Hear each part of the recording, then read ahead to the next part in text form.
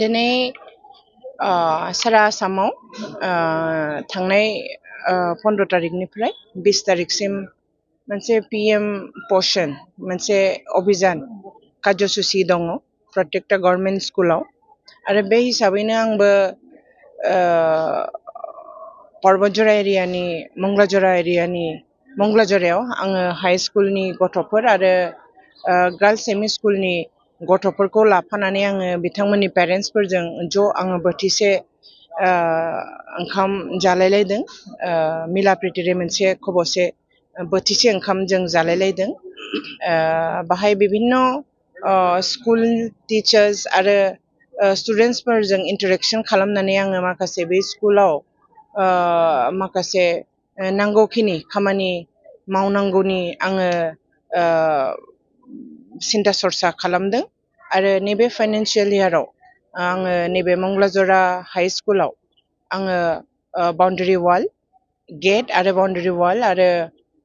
उनाव जोंनि girls ME स्कुलावबो आङो गेट एन्ड बाउन्डारि वाल होनायनि थाखाय आङो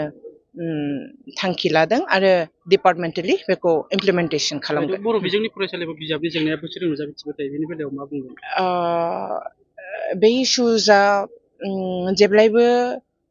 जादों होननानै जोङो मिन्थिनो मोनदों थांनाय 5 बोसोरावबो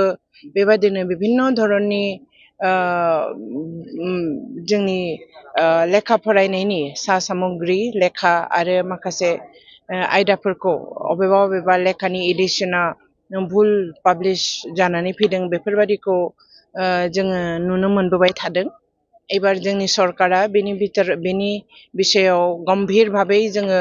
सिन्था सरसा खालामदों आरो जिहेतु जोंहा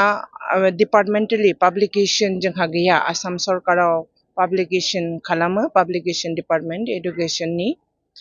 गतिके बेखौ जोङो थाबैनो थिक थाक खालामनायनि थाखाय जों सिन्था सरसा खालामदों आरो जोंनि एडुकेशन डिपार्टमेन्टआ